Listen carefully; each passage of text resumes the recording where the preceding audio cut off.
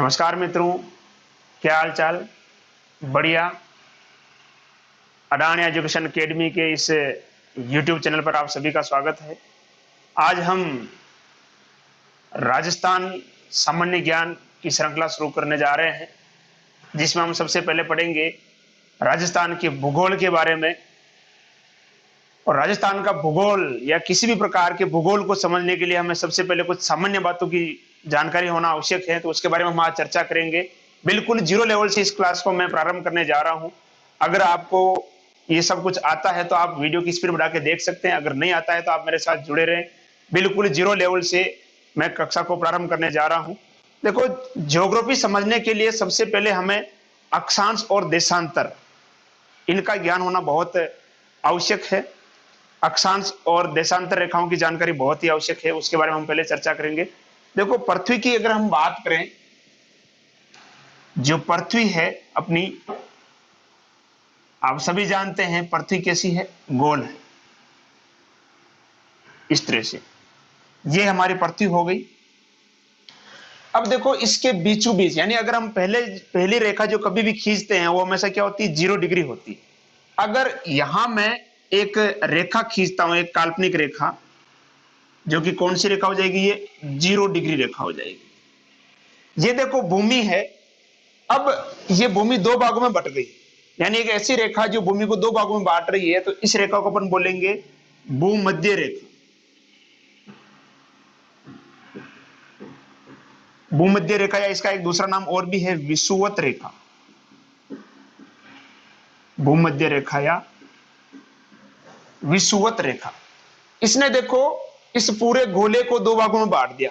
अब इसका जो ऊपर वाला भाग है, इसे हम बोलेंगे उत्तर या उत्तरी गोलार्ध कह सकते हैं, और जो नीचे वाला भाग है इसे हम कहेंगे दक्षिण या फिर दक्षिणी गोलार्ध। तो इस प्रकार से अपने पास दो दिशाएं निकलकर आ जाती है। ये उत्तर दिशा हो गई, ये कौन सी दिशा हो गई, दक्षिणी दिशा हो गई। ये पृथ्वी है, और पृथ्वी के बीचों बीच एक काल्पनिक रेखा खींची गई है, 0 डिग्री रेखा, जिसे हम बोलते हैं भूमध्य रेखा या विषुवत रेखा। इस प्रकार की जो रेखाएं खींची गई है, इन रेखाओं को हम बोलते हैं अक्षांश रेखाएं कहते हैं। कौन सी रेखाएं बोलते हैं, अक्षांश रेखा, इन रेखाओं को हम कहते हैं। इसके ऊपर का जो भाग होगा ये क्या कहलाएगा, उत्तरी गोलार्ध, यानी गोले का आधा भाग, या अपन कह सकते हैं उत्तर दिशा हो गई, और नीचे का भाग कहलाएगा इसका दक्षिणी गोलार्ध या दक्षिण दिशा हो गई। आगे हम देखते हैं, देखो इसमें क्या होता है। अब देखो, ये है 0 डिग्री अक्षांश रेखा, जिसे हम भूमध्य रेखा या विषुवत रेखा भी कहते हैं। इस प्रकार की जो भी रेखाएं खींची गई है वो सब क्या कहलाती है, अक्षांश रेखाएं कहलाती है। यहाँ एक सामान्य जानकारी बता रहा हूं रेखाओं के बारे में, अक्षांश और देशांतर का अलग से हम वीडियो बनाएंगे कभी टाइम मिलेगा तो। अब देखो, यहां से इस बिंदु को आधार बनाते हुए यहां मैं 1 डिग्री का कोण बनाता हूं, तो ये यहां हो जाएगी, एक रेखा खींच सकता हूं मैं। फिर मैं 2 डिग्री का कोण बना सकता हूं, फिर मैं ये 3 डिग्री का कोण बना सकता हूं, यानी ये मेरी हो जाएगी 1 डिग्री अक्षांश, ये 2 डिग्री अक्षांश, ये 3 डिग्री अक्षांश। अब देखो, ऊपर हम ले रहे हैं तो ये कौन सा हो जाएगा, ऊपर वाला कौन सी दिशा है अपनी, उत्तर दिशा। तो ये क्या हो जाएगा, 1 डिग्री उत्तरी अक्षांश। ये क्या हो जाएगा, 2 डिग्री उत्तरी अक्षांश। ये क्या हो जाएगा, 3 डिग्री उत्तरी अक्षांश। यानी जितनी भी हम ऊपर की तरफ जो रेखा खींचेंगे वो सब कौन से आ जाएंगे, उत्तरी अक्षांश। इसी प्रकार से हम नीचे भी रेखा खींच सकते हैं। ये हो जाएगा 1 डिग्री, ये हो जाएगी 2 डिग्री, इसी प्रकार से 3 डिग्री।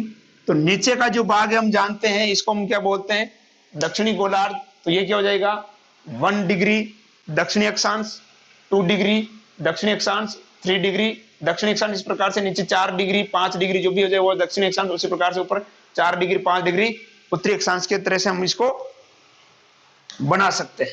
अब देखते हैं टोटल अक्षांश कितने हैं और अक्षांश रेखाएं कितनी हैं।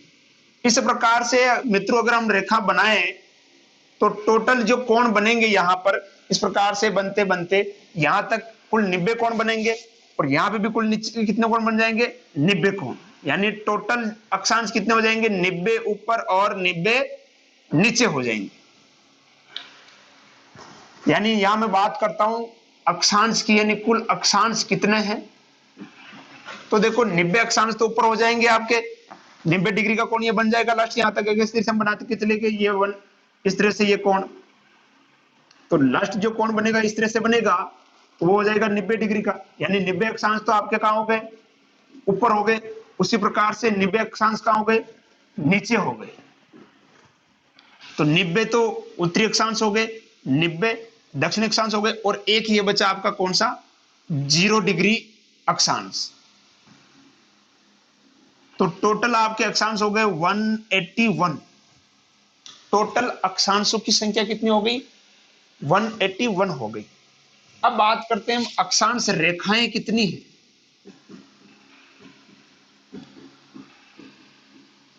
अक्षांश रेखाओं की अगर हम बात करें तो देखो ये जो बिंदु है यहां पर, इस बिंदु को हम देखें बोलेंगे उत्तरी ध्रुव, और इसको हम बोलेंगे दक्षिणी ध्रुव। यहां हम रेखा खींच सकते हैं, 89 रेखा खींच सकते हैं, लेकिन जो अंतिम जो बिंदु होगा उसमें हम रेखा नहीं खींच सकते क्योंकि बहुत छोटा है, तो उसको हम बिंदु मानेंगे, वो रेखा नहीं हो सकती। यानी टोटल जो आपके अक्षांश आ रहे कितना आ रहे, 181 टोटल अक्षांश हो गए। लेकिन यहां अगर हम अक्षांश रेखाओं की बात करते हैं तो देखो यहां पर जो अंतिम जो बिंदु होगा ये रेखा ना होकर क्या होगा, केवल एक बिंदु होगा। यहां पे भी ये क्या होगा, बिंदु होगा। यानी कुल 181 से अपने को दो क्या करने पड़ेंगे, माइनस करने पड़ेंगे। दो माइनस करेंगे तो कितना हो जाएगा आपका 179। तो ये हो गई अक्षांश रेखाओं की संख्या हो गई, ये हो जाएगी आपके अक्षांश रेखाओं की संख्या। तो इस प्रकार से हम बता सकते हैं कि कुल अक्षांश कितने हो गए आपके, 90 तो ऊपर होंगे, यानी 90 हो जाएंगे आपके उत्तरी अक्षांश, 90 हो जाएंगे दक्षिणी अक्षांश, और एक होगा आपका 0 डिग्री अक्षांश। उस प्रकार से 90 ऊपर 90 नीचे और एक ये 0 डिग्री अक्षांश, टोटल अक्षांश कितने हो गए, 181 हो गए। और अक्षांश रेखाओं की अगर हम बात करते हैं तो ये जो उत्तरी ध्रुव है यहां पर रेखा ना होकर क्या होता है, केवल एक बिंदु होता है, इसलिए हम इसको रेखा नहीं मान सकते। उसी प्रकार से ये जो दक्षिणी ध्रुव है इसको भी हम क्या मानते हैं, एक बिंदु मानते हैं, यहां पे भी रेखा नहीं है। तो यहां हम क्या करेंगे, दो को क्या कर देंगे, 181 से क्या कर देंगे, माइनस कर देंगे, तो ये आपके पास आ जाएगा टोटल अक्षांश रेखाओं की संख्या आ जाएगी। अब देखो इसमें कुछ इंपॉर्टेंट अक्षांश है उसकी हम बात करते हैं, जो हमें आवश्यक है सीखने के लिए, उसकी हम बात करते हैं।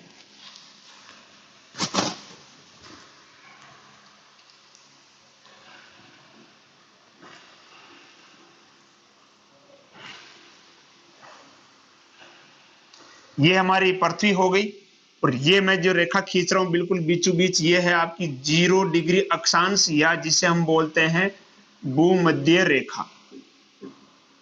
भूमध्य रेखा जिसे हम कहते हैं। अभी हमने बात की थी कि ये जो इसका ऊपर वाला भाग ये क्या कहलाएगा, उत्तरी गोलार्ध या उत्तर, और ये कहलाएगा आपका दक्षिणी गोलार्ध या दक्षिण दिशा। यहाँ का जो अंतिम बिंदु होगा इसे हम बोलेंगे उत्तरी ध्रुव, और इसका जो अंतिम बिंदु होगा इसे हम बोलेंगे दक्षिणी ध्रुव।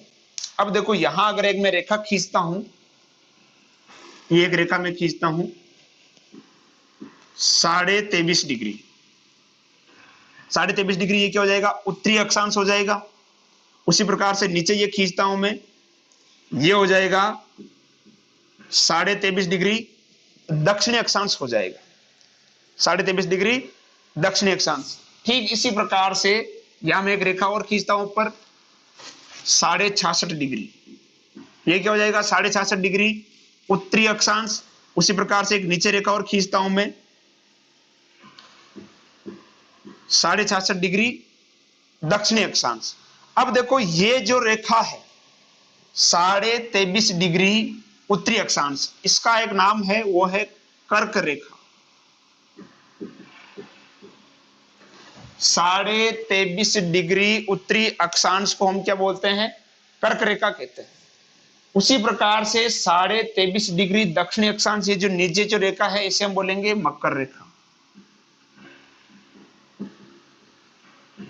ठीक है मित्रों, तो बिल्कुल ये होगी आपकी भूमध्य रेखा 0 डिग्री अक्षांश। इसके ऊपर वाला जो भाग होगा वो क्या कहलाएगा, उत्तरी गोलार्ध।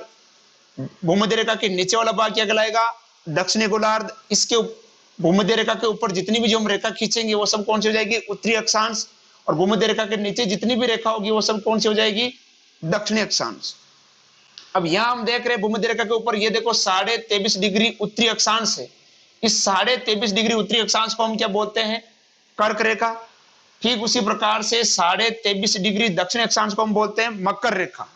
इसको हम बोलते हैं मकर रेखा। अब देखो 66.5 डिग्री उत्तरी अक्षांश, 23.5 डिग्री उत्तरी अक्षांश को हम बोल रहे हैं कर्क रेखा। 23.5 डिग्री उत्तरी अक्षांश को इसको हम बोलेंगे आर्कटिक वृत्त। आर्कटिक वृत्त। उसी प्रकार से 66.5 डिग्री दक्षिणी अक्षांश को हम बोलेंगे अटलांटिक वृत्त।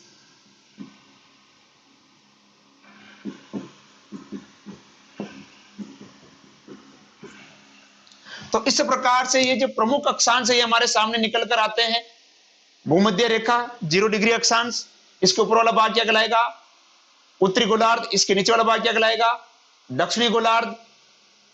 उसी प्रकार से भूमध्य रेखा के ऊपर 23.5 डिग्री उत्तरी अक्षांश क्या कहलाएगा, कर्क रेखा।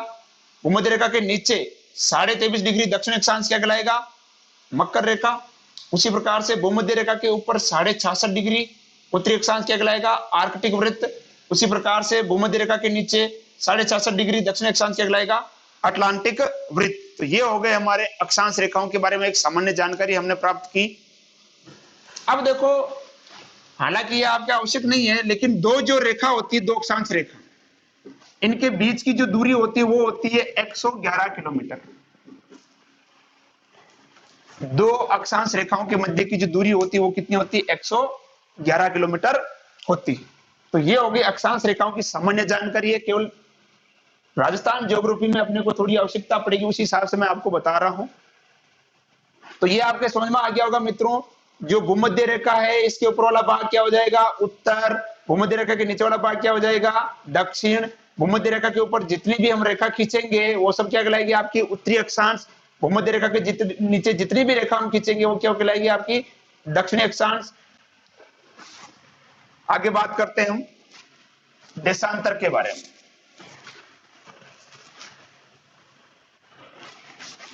देखो देशांतर रेखाएं क्या होती है।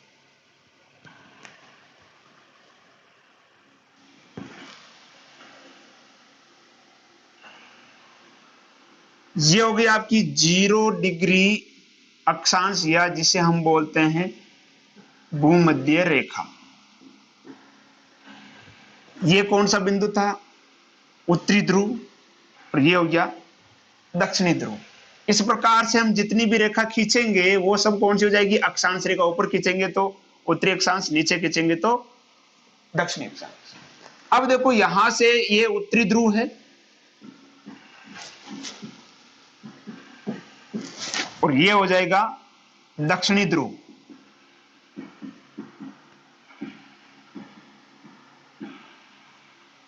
अब देखो उत्तरी ध्रुव को दक्षिणी ध्रुव से मिलाने वाली एक काल्पनिक रेखा, ये पहली रेखा खींच रहे हैं, तो ये हो जाएगी आपकी 0 डिग्री देशांतर रेखा। यानी देशांतर रेखाएं जो है ये अक्षांश रेखाओं के लंबवत खींची गई है, ये भी एक काल्पनिक रेखा है। तो पहली रेखा मैं खींच रहा हूं तो वो कौन सी हो जाएगी, 0 डिग्री देशांतर रेखा। अब देखो ये 0 डिग्री देशांतर रेखा जो है ये लंदन शहर के ग्रीनविच क्षेत्र से गुजरती है, इसलिए इसको हम ग्रीनविच रेखा भी बोलते हैं। 0 डिग्री देशांतर रेखा को क्या बोलते हैं मित्रों, ग्रीनविच रेखा। ग्रीनविच रेखा या प्रधान याम्योत्तर रेखा भी बोलते हैं इसको, प्रधान याम्योत्तर रेखा। ठीक है, तो 0 डिग्री अक्षांश रेखा को क्या कहा जाता है, भूमध्य रेखा। 0 डिग्री देशांतर रेखा को क्या कहते हैं, ग्रीनविच रेखा या प्रधान याम्योत्तर रेखा भी इसको कहा जाता है। अब देखो इस रेखा के इधर का जो भाग होगा ये 0 डिग्री देशांतर हो गया। 0 डिग्री देशांतर रेखा के इस तरफ यानी राइट साइड जो भाग होगा इसे हम बोलेंगे पूर्व, और इस तरफ जो भाग होगा इसे हम बोलेंगे पश्चिम। तो चारों दिशाएं अपने पास आ गई है। देखो, भूमध्य रेखा के ऊपर वाला भाग क्या कहलाएगा? उत्तर। भूमध्य रेखा के नीचे वाला भाग क्या कहलाएगा? दक्षिण। उसी प्रकार से ग्रीनविच रेखा के राइट साइड वाला भाग क्या कहलाएगा? पूर्व। और ग्रीनविच रेखा के लेफ्ट साइड वाला भाग क्या हो जाएगा आपका? पश्चिम। इस प्रकार से जो संपूर्ण पृथ्वी है, देखो आप देख सकते हो, 4 भागों में बट गई। अब देखो, हम अगर इस क्षेत्र की बात करते हैं, ये जो वाला जो क्षेत्र आप देख रहे हैं, ये अगर इस रेखा के हिसाब से देखें तो ये कौन सा हो जाएगा? पूर्व। और इस रेखा के हिसाब से देखें तो कौन सा हो जाएगा? उत्तर। यानी देशांतर 0 डिग्री देशांतर रेखा के आधार पर ये वाला भाग क्या किस तरफ आ रहा है? पूर्व की तरफ आ रहा है। और भूमध्य रेखा के आधार पर ये किस तरफ आ रहा है? उत्तर की तरफ। यानी इस क्षेत्र को हम बोल सकते हैं उत्तरी पूर्वी क्षेत्र। ऊपर की तरफ तो ये कौन सा हो जाएगा? उत्तर। और इस तरफ ये कौन सा हो जाएगा? पूर्व। यानी उत्तरी पूर्वी या उत्तर पूर्व कह सकते हैं। इसको अगर हम देखें तो भूमध्य रेखा के आधार पर ये नीचे आ रहा है, यानी कौन सा भाग हो गया? ये दक्षिण हो गया। उसी प्रकार से देशांतर रेखा की इस तरफ आ रहा है, यानी कौन सा हो गया? पूर्व हो गया। तो ये कौन सा भाग हो जाएगा आपका? दक्षिण पूर्व।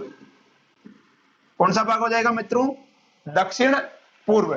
ठीक उसी प्रकार से अगर इस भाग को हम देखें तो भूमध्य रेखा के आधार पर यह कौन सा हो जाएगा? दक्षिण हो जाएगा। और ग्रीनविच रेखा के आधार पर यह कौन सा हो जाएगा? पश्चिम। तो यह हो जाएगा दक्षिण पश्चिम। ठीक उसी प्रकार से अगर इस भाग को अगर हम देखें तो भूमध्य रेखा के आधार पर यह कौन सा हो जाएगा? उत्तरी भाग। और ग्रीनविच रेखा के आधार पर यह कौन सा हो जाएगा? पश्चिमी भाग। यानी यह हो जाएगा उत्तर पश्चिम। तो इस प्रकार से यहां हमें यह चीज देखने को मिलती है। ये भाग कौन सा हो जाएगा? उत्तरी पूर्वी भाग। ये भाग कौन सा हो जाएगा? उत्तरी पश्चिमी भाग। ये हो जाएगा दक्षिणी पश्चिमी भाग। और ये हो जाएगा दक्षिणी पूर्वी भाग। तो इस प्रकार से हम पृथ्वी को 4 भागों में बांटते हैं। ये हमारी दिशा हो गई। अब बात करते हैं देशांतर रेखाओं की संख्या कितनी है। देखो, कोई भी बिंदु होता है जो उसके इर्द गिर्द हम टोटल 360 कोण बना सकते हैं। तो उसी आधार पर देशांतर रेखाओं की जो संख्या है वो भी कितनी है? 360। इसमें क्या होगा, ये एक आपको यहां देखने को मिला, लेकिन आप कल्पना करें कि एक 3D डायग्राम है। तो देखो इसमें क्या होगा कि 180 रेखाएं तो इस तरफ होगी, ऐसे।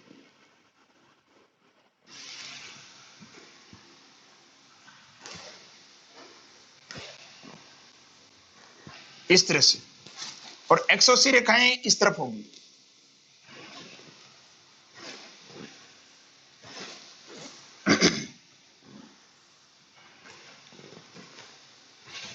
और ये हो जाएगी आपकी कौन सी रेखाएं? अक्षांश रेखा। तो इस प्रकार से संपूर्ण पृथ्वी पर काल्पनिक रेखाएं खींची गई है।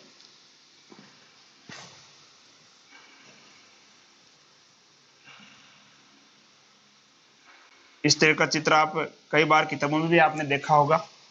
ठीक है, अब बात करते हैं कि इनका उपयोग क्या है, ऐसा हमने क्यों किया। तो मोटे तौर पर आपको समझ में आ गया होगा कि इनसे हमें दिशा का ज्ञान होता है। जो भूमध्य रेखा है, इसके नीचे का भाग क्या हो जाएगा? दक्षिणी भाग। ऊपर वाला क्या हो जाएगा? उत्तर। उसी प्रकार से जो देशांतर रेखा है, इसके इस तरफ वाला भाग क्या हो जाएगा आपका? पश्चिम। इस तरफ क्या हो जाएगा? पूर्व हो जाएगा। ठीक है, अब किसी भी प्रकार की लोकेशन पता करने के लिए हमें इन रेखाओं की जानकारी होना बहुत आवश्यक है। अब अगर मान लो कि कोई भी व्यक्ति, मान लो यहां पर है, इस जगह पर, ठीक है, ये जो रेखा है, मान लेता हूं ये 50 डिग्री उत्तरी अक्षांश है। 50 डिग्री उत्तरी अक्षांश हो गया। और ये जो रेखा है, ये वाली जहां पर ये काट रही, देखो ये देखो यहां पर ये काट रही है इस बिंदु पर। और ये जो रेखा है इस तरफ है, तो हम इसको क्या बोलेंगे? पूर्व। मान लेते हैं कि ये हो गया आपका 40 डिग्री पूर्वी देशांतर। अब अगर मान लो पूछे कि वो व्यक्ति कहां पर खड़ा है, तो हम बोलेंगे उस व्यक्ति की लोकेशन क्या हो गई? 50 डिग्री उत्तरी अक्षांश और 40 डिग्री पूर्वी देशांतर पर वो व्यक्ति खड़ा है। तो इस प्रकार से किसी भी व्यक्ति की लोकेशन या किसी भी जगह की लोकेशन का पता लगाने के लिए इन रेखाओं का बहुत ज्यादा उपयोग किया जाता है। आज हम देखेंगे इनके बारे में और आगे।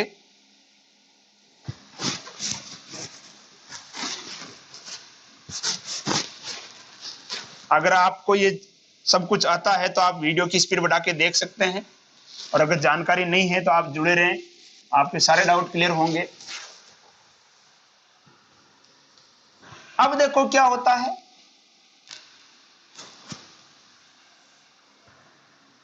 ये इस तरह से पृथ्वी है अपनी। मैं एक बार फिर से बना देता हूं, ये है आपका 0 डिग्री अक्षांश रेखा जिसे हम बोलते हैं भूमध्य रेखा, और ये हो जाएगी 0 डिग्री देशांतर रेखा जिसे हम बोलते हैं ग्रीनविच रेखा।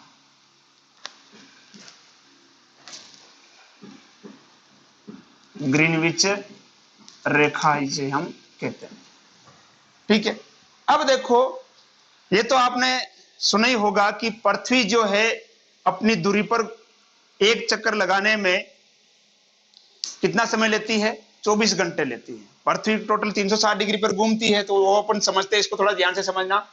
यानी पृथ्वी 360 डिग्री घूमने में कितना समय लेती है, 24 घंटे का समय लेती है। पृथ्वी 360 डिग्री घूमने में 24 घंटे का समय लेती है। तो अगर हम ये पूछ ले कि एक घंटे में पृथ्वी कितना घूमेगी, तो यहां लिख देता हूं मैं,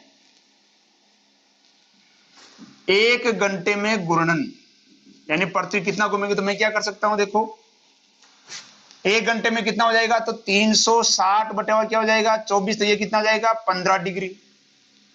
मतलब ये हुआ कि पृथ्वी एक घंटे में 15 डिग्री घूमती है।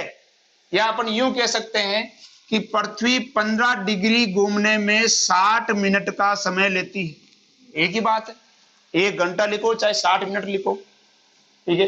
तो पृथ्वी 24 घंटे में 360 डिग्री घूमती है, तो एक घंटे में कितना घूमेगी, तो अपन क्या करेंगे 360 बटे 24 कितना जाएगा 15 डिग्री।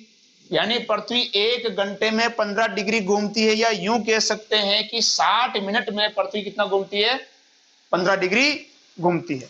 अब बात आती है कि एक डिग्री घूमने में कितना समय लगेगा, तो मैं यहां लिख सकता हूं एक डिग्री घूमने में कितना समय लगेगा, तो 60 बटे क्या हो जाएगा 15, यानी 4 मिनट। मतलब ये हुआ कि पृथ्वी एक डिग्री घूमने में कितना समय लेती है, 4 मिनट का समय लेती है। एक बार फिर से समझा रहा हूं, देख ले, पृथ्वी 360 डिग्री घूमने में 24 घंटे का समय लेती है, तो एक घंटे में कितना घूमेगी 360 बटे 24 कितना जाएगा 15 डिग्री। यानी अपन यूं कह सकते हैं कि एक घंटा को चाहे 60 मिनट यानी 15 डिग्री घूमने में पृथ्वी 60 मिनट का समय लेती है। तो एक डिग्री घूमने में कितना समय लगेगा, तो 60 बटे क्या हो जाएगा 15 यानी 4 मिनट। मतलब ये हुआ कि पृथ्वी एक डिग्री घूमने में 4 मिनट का समय लेती है। अब हम देखते हैं कि समय का निर्धारण इन रेखाओं के द्वारा कैसे करते हैं। एक बार फिर से मैं बना देता हूं उनको इस तरह से। ये पृथ्वी हो गई, ये भूमध्य रेखा, इसके ऊपर वाला भाग क्या होता है उत्तर, ये नीचे कौन सा होता है दक्षिण, और ये ग्रीनविच रेखा, इधर का भाग क्या हो जाएगा पूर्व, इधर का भाग क्या हो जाएगा पश्चिम भाग हो जाएगा। अभी हमने देखा था कि देखो 180 इस तरफ होती है, 180 इस तरफ होती है, इस प्रकार टोटल कितनी रेखाएं होती है 360। यानी यहां पर ये जो रेखा होगी इस तरह से हम बना रहा हूं, ये काल्पनिक रेखा एक, ये हो जाएगा आपका 180 डिग्री पूर्वी देशांतर, और इधर एक और रेखा बना देता हूं मैं काल्पनिक, ये हो जाएगा आपका 180 डिग्री पश्चिमी देशांतर। देखो ये जो 180 डिग्री पश्चिमी देशांतर, 180 डिग्री पूर्वी देशांतर, इसको हम बोलते हैं मानक तिथि रेखा, यानी इसके द्वारा तिथि का निर्धारण किया जाता है। ठीक उसी प्रकार से ये जो 0 डिग्री देशांतर रेखा या जिसे हम ग्रीनविच रेखा कहते हैं, इसे हम बोलते हैं मानक समय रेखा। यानी विश्व में जो भी समय है उसका जो निर्धारण किया जाता है वो किसके द्वारा किया जाता है, किसको मानक मान के, 0 डिग्री देशांतर या जिसे हम कहते हैं ग्रीनविच रेखा, इसे मानक समय रेखा भी कहते हैं। अब देखो सूर्योदय जो होता है किस तरफ होता है? पूर्व की तरफ होता है। सूर्योदय पूर्व की तरफ होता है और हमारी पृथ्वी जो है ये पश्चिम से पूर्व की तरफ घूमती है। हमारी जो पृथ्वी है पश्चिम से पूर्व की तरफ घूमती है और सूर्योदय किस तरफ होता है? पूर्व की तरफ सूर्योदय होता है। अब देखो समय को किस प्रकार से निर्धारित किया जाता है, इस रेखा का उपयोग हम कैसे करेंगे? 0 डिग्री देशांतर जिसे हम मानक समय रेखा भी कहते हैं। अगर इस 0 डिग्री देशांतर से हम अगर पूर्व की तरफ चलते हैं तो हम समय को क्या करेंगे? बढ़ाएंगे। समय को क्या कर देंगे? जोड़ देंगे, प्लस करेंगे। और यदि 0 डिग्री देशांतर रेखा से हम अगर पश्चिम की तरफ चलेंगे तो हम समय को क्या करेंगे? माइनस करेंगे, घटाएंगे। 0 डिग्री देशांतर रेखा से अगर आप पूर्व की तरफ चल रहे हो तो आप समय को क्या करोगे? प्लस करोगे। और यदि 0 डिग्री देशांतर रेखा से अगर आप पश्चिम की तरफ चल रहे हो तो आप समय को क्या करोगे? माइनस करोगे, घटाओगे। इसका हम उदाहरण लेके समझते हैं। देखिए इधर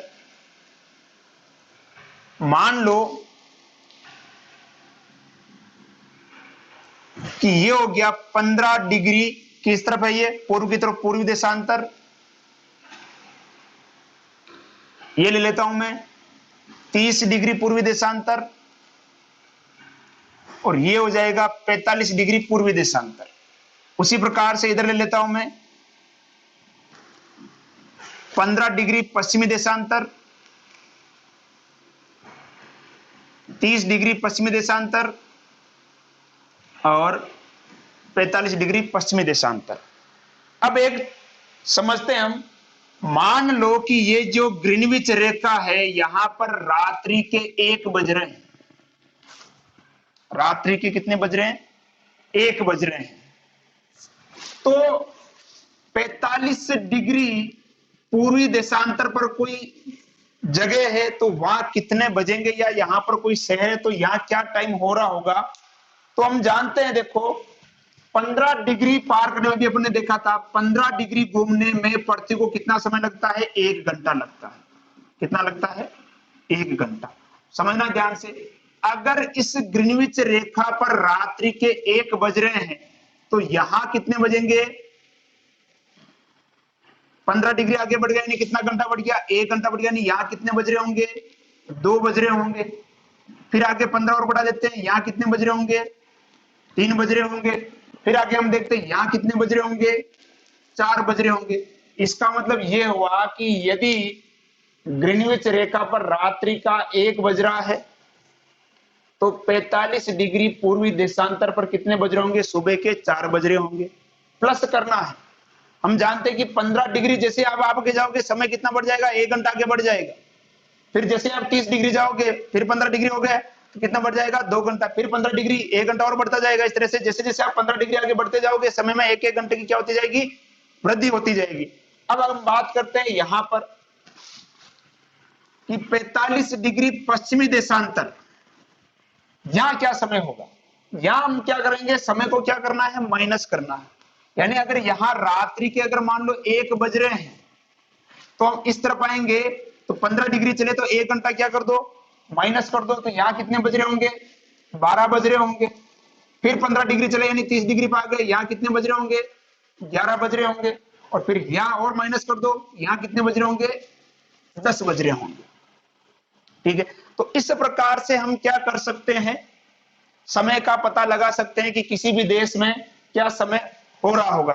इसका हम एक उदाहरण लेके और समझते हैं।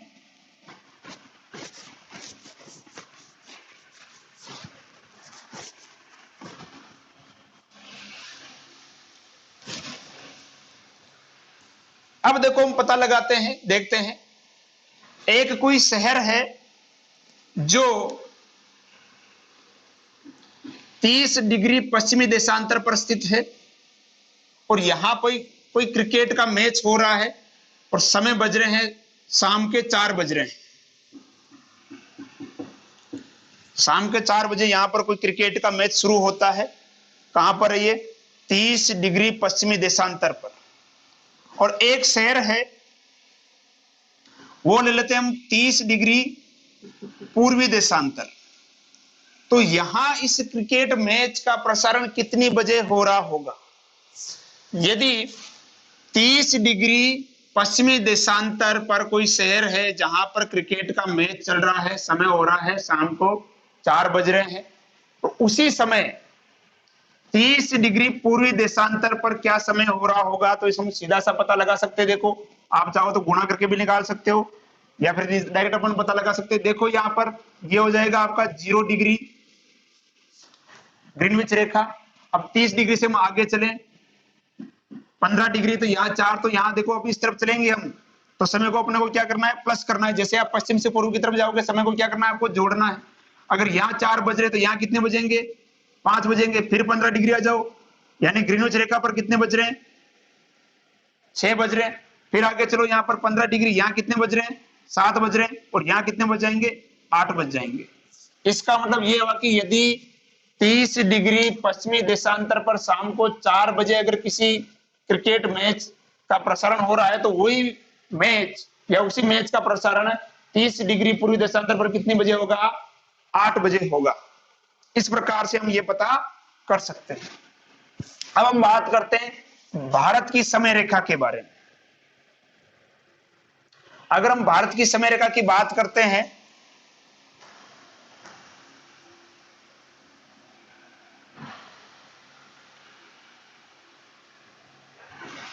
ये हो जाएगा आपका 0 डिग्री देशांतर। देखो, भारत का जो समय जो निर्धारित किया जाता है वो किया जाता है 82.5 डिग्री पूर्वी देशांतर से, 82.5 डिग्री पूर्वी देशांतर से। अब आप ये अंदाजा लगा सकते हो कि भारत जो है मानक समय रेखा से भारत का समय कितना आगे चलता है। अगर आप निकालोगे तो ये आएगा लगभग 5.5 घंटे। अगर आप घड़ी में टाइम सेट करके देखोगे, जो पुराने जो फोन आते हैं उसमें आपको लिखा हुआ मिलेगा, देखना आप GMT प्लस ये आपको लिखा हुआ मिलेगा, जिसका मतलब क्या होता है? Greenwich mean time.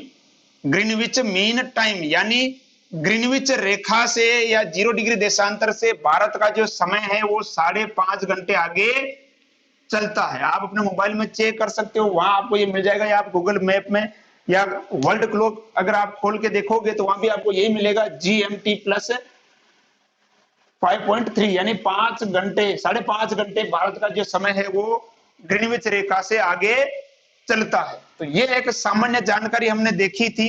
अगर इसमें आपको किसी प्रकार की कोई समस्या आ रही है तो आप कमेंट करके जरूर बताएं, मैं उसका आपको रिप्लाई जरूर दूंगा। अगर जरूरत पड़ी तो इसका पुनः एक बार शॉर्ट वीडियो बना के भी मैं अपलोड कर दूंगा। अब देखते हैं इन रेखाओं के आधार पर ऋतु का निर्धारण कैसे किया जाता है। देखो, जो सूर्य जो है वो क्या होता है, 6 महीने भूमध्य रेखा से कर्क रेखा के मध्य चमकता है और 6 महीने क्या होता है? भूमध्य रेखा से मकर रेखा के मध्य चमकता है। सूर्य भूमध्य रेखा पर 21 मार्च और 23 सितंबर को क्या होता है? सीधा चमकता है। सूर्य 21 मार्च और 23 सितंबर को भूमध्य रेखा पर क्या होता है? सीधा चमकता है। इस दौरान भारत में क्या होता है? दिन और रात क्या होते हैं? बराबर होते हैं। यानी 21 मार्च और 23 सितंबर को क्या होता है? सूर्य भूमध्य रेखा पर सीधा चमकता है। उस दिन क्या होते हैं? दिन और रात क्या होते हैं? बराबर होते हैं। अब क्या होता है? देखो, सूर्य जब भूमध्य रेखा से कर्क रेखा की तरफ चलता है तो 21 जून के दिन 21 जून को सूर्य कर्क रेखा पर सीधा चमकता है। यानी उस दौरान सूर्य भारत के बहुत ही निकट होता है या सर्वाधिक निकट होता है।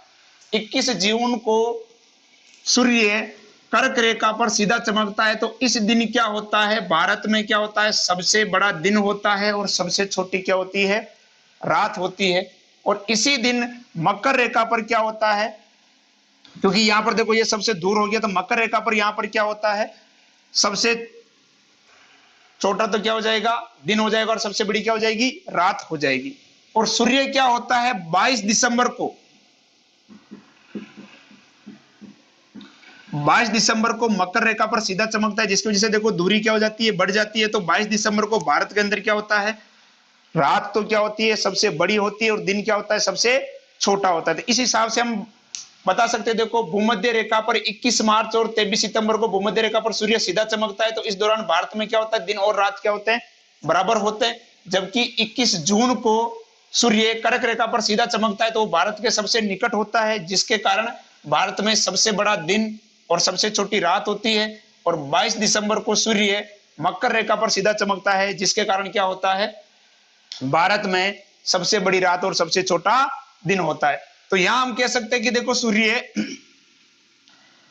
6 महीने भूमध्य रेखा से कर्क रेखा के मध्य और 6 महीने क्या होता है भूमध्य रेखा से मकर रेखा के मध्य चमकता है। इसका मतलब ये जो ध्रुव है यहां पर सूर्य का प्रकाश सीधा नहीं पहुंच पाता है,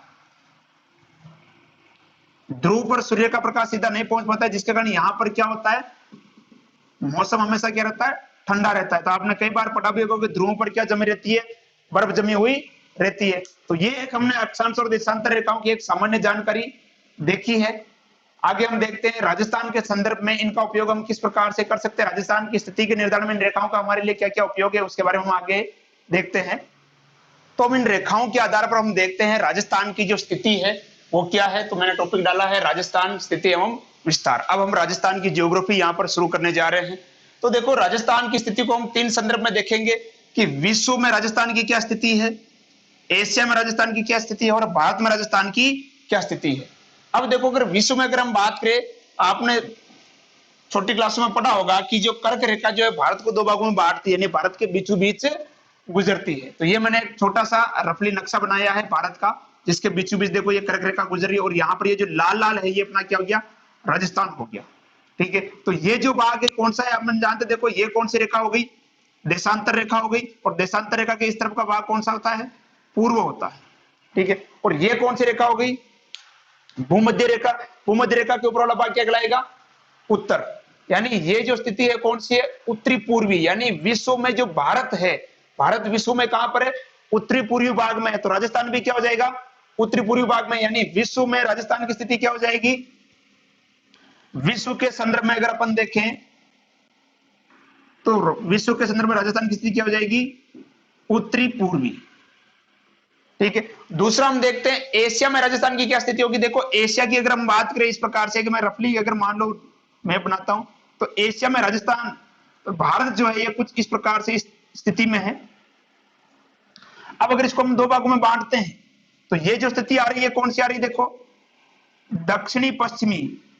कौन सी स्थिति आ रही है, दक्षिणी पश्चिमी। यानी एशिया में राजस्थान की जो स्थिति है वो कौन सी हो गई, दक्षिणी पश्चिमी हो गई, दक्षिण पश्चिम। अब बात करते हैं कि भारत में राजस्थान कहां पर है या भारत में राजस्थान की स्थिति कहां पर है। तो देखो ये एक मैंने रफली मैप बनाया भारत का, तो इसको अगर मैं 2 भागों में बांटता हूं इस तरह से, इस तरह से, तो ये आता है राजस्थान इस तरफ देखो। यानी ये ऊपर है तो कौन सा भाग हो जाएगा, उत्तर, और इस तरफ कौन सा हो जाएगा, पश्चिमी। यानी भारत में राजस्थान कहां पर है, उत्तरी पश्चिमी क्षेत्र में। तो ये बहुत ही इंपॉर्टेंट है, कई बार परीक्षा में घुमा के आता है। देखो विश्व में राजस्थान की स्थिति क्या हो जाएगी, उत्तरी पूर्वी।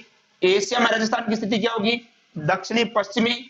और भारत में राजस्थान की स्थिति क्या होगी, उत्तरी पश्चिमी। अब हम देखेंगे कि राजस्थान जो है ये कितने अक्षांशों के मध्य फैला हुआ है, किस प्रकार से इसका हम निर्धारण करते हैं वो अपन देखेंगे। अब हम देखते हैं अक्षांश और देशांतर में राजस्थान की स्थिति क्या है, कितने देशांतर और कितने अक्षांशों के मध्य राजस्थान का विस्तार है। देखो राजस्थान का जो दक्षिणतम बिंदु है यह प्रारंभ होता है 23 डिग्री 3 मिनट उत्तरी अक्षांश से। राजस्थान का जो सबसे दक्षिणतम बिंदु है कहां से प्रारंभ होता है, 23 डिग्री 3 मिनट उत्तरी अक्षांश से। और इसका जो उत्तरीतम बिंदु है वो कितना है, 30 डिग्री 12 मिनट उत्तरी अक्षांश। देखो ये उत्तर में ही है, कंफ्यूज मत होना कि ये नहीं कि आप मान लो कि इसको तो मान लो उत्तर बना दो और इसको दक्षिणतम बना दो। ठीक है, ये भी कौन सा है, उत्तरी अक्षांश, और ये भी कौन सा है, उत्तरी अक्षांश। क्योंकि विश्व में राजस्थान की स्थिति क्या है, उत्तर में है। विश्व में राजस्थान की स्थिति क्या है, उत्तर में। अक्षांश के आधार पर अगर हम देखें, अक्षांश रेखा के आधार पर अगर हम देखें तो विश्व में राजस्थान कहां पर है, उत्तर में है। तो यहां पर क्या हो जाएगा, राजस्थान का दक्षिणतम बिंदु, विश्व का नहीं, राजस्थान का जो दक्षिणतम बिंदु होगा वो क्या होगा, 23 डिग्री 3 मिनट उत्तरी अक्षांश। और राजस्थान का जो उत्तरी बिंदु होगा वो क्या होगा, 30 डिग्री 12 मिनट उत्तरी अक्षांश। तो इस आधार पर हम देख सकते हैं कि राजस्थान जो है ये कितने अक्षांशों के मध्य फैला हुआ है। तो हम क्या करेंगे, बड़ी संख्या में से छोटी संख्या क्या कर देंगे, माइनस कर देंगे। तो ये आएगा लगभग 7 डिग्री 9 मिनट, लगभग जाएगा 7 डिग्री 9 मिनट। तो राजस्थान कितने अक्षांशों के मध्य फैला हुआ है? 7 डिग्री 9 मिनट अक्षांशों के मध्य राजस्थान फैला हुआ है। राजस्थान की स्थिति क्या हो जाएगी अक्षांश के आधार पर? 23 डिग्री 3 मिनट उत्तरी अक्षांश से 30 डिग्री 12 मिनट उत्तरी अक्षांश। एक बार पुनः रिपीट कर रहा हूं, कई बार प्रश्न आता है और बहुत बार बच्चे गलत भी करते हैं। राजस्थान का जो अक्षांशीय विस्तार होगा 23 डिग्री 3 मिनट उत्तरी अक्षांश से 30 डिग्री 12 मिनट उत्तरी अक्षांश। और राजस्थान कितने अक्षांश में फैला हुआ है? तो हम क्या करेंगे, बड़ी संख्या में से छोटी संख्या क्या कर देंगे, घटा देंगे, तो यह आएगा लगभग 7 डिग्री 9 मिनट। तो राजस्थान कितने अक्षांशों में फैला हुआ है? 7 डिग्री 9 मिनट अक्षांश में फैला हुआ है। अब हम बात करते हैं इसकी, राजस्थान का जो देशांतरीय विस्तार है वो कितना है। तो यहां हम देखते हैं राजस्थान का देशांतरीय विस्तार इस तरफ,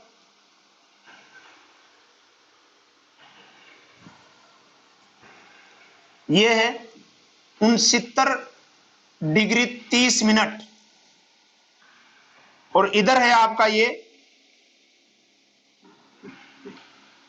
78 डिग्री 17 मिनट। देखो ये भी हम राजस्थान के में देखो हम देखेंगे राजस्थान कहां है विश्व में, पूर्व में है। तो ये भी क्या हो जाएगा आपका पूर्वी देशांतर, ये भी क्या हो जाएगा पूर्वी देशांतर, और ये भी क्या हो जाएगा पूर्वी देशांतर। तो राजस्थान का अगर मान लो देशांतरीय विस्तार देखे तो 69 डिग्री 30 मिनट से 78 डिग्री 17 मिनट राजस्थान का विस्तार। एक बार पुनः बता रहा हूं, 69 डिग्री 30 मिनट पूर्वी देशांतर से 78 डिग्री 17 मिनट पूर्वी देशांतर। अब अगर बात करें राजस्थान कितने देशांतर के मध्य फैला हुआ है, तो कितने देशांतर में आ जाएगा ये आ जाएगा 8 डिग्री 47 मिनट। राजस्थान का विस्तार कितने देशांतर में है? 8 डिग्री 47 मिनट के अंदर राजस्थान फैला हुआ है। तो एक बार पुनः रिपीट कर रहा हूं, राजस्थान की अक्षांश स्थिति क्या हो जाएगी? 23 डिग्री 3 मिनट उत्तरी अक्षांश से 30 डिग्री 12 मिनट उत्तरी अक्षांश, और देशांतर में क्या हो जाएगी? 69 डिग्री 30 मिनट पूर्वी देशांतर से 78 डिग्री 17 मिनट पूर्वी देशांतर। ठीक है, तो ये हो गया राजस्थान का अक्षांशीय और देशांतरीय विस्तार। अच्छे से लिख ले, एक बार फिर मैं लिख देता हूं अच्छे से, क्योंकि कई बार इससे प्रश्न आते हैं। राजस्थान का जो अक्षांशीय विस्तार होगा वो क्या हो जाएगा, देखो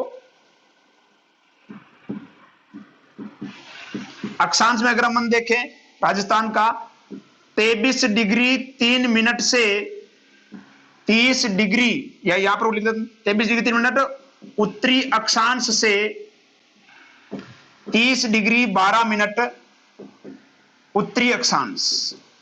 और देशांतर की अगर हम बात करें, देशांतरीय विस्तार क्या हो जाएगा राजस्थान का? 69 डिग्री 30 मिनट पूर्वी देशांतर से 78 डिग्री 17 मिनट पूर्वी देशांतर। ऐसा ना हो कि आप मान लो कि इसको पश्चिमी समझ बैठो। राजस्थान की हम बात कर रहे हैं, ये विश्व के संदर्भ में पश्चिम होगा, राजस्थान के संदर्भ में ये क्या आएगा? पूर्व ही आएगा, देशांतर पूर्वी ही आएगा इसके अंदर। तो ये बहुत ही अच्छे से याद रखें, इनको कंफ्यूज नहीं होना है। कई बार प्रश्न आता है और घुमा के भी आता है, आंकड़े तो हो रहेगा, लेकिन यहाँ पर वो क्या करता है, कभी कभी पूर्व तो यहाँ रखता है, इधर क्या कर देता है पश्चिम कर देता है। और हम यहाँ भी यही गलत कर बैठते हैं कि लेफ्ट साइड में पश्चिम, और इसको कई बार अपन गलत कर देते हैं। ठीक है, तो ये हो गया राजस्थान का अक्षांशीय और देशांतरीय विस्तार। धन्यवाद।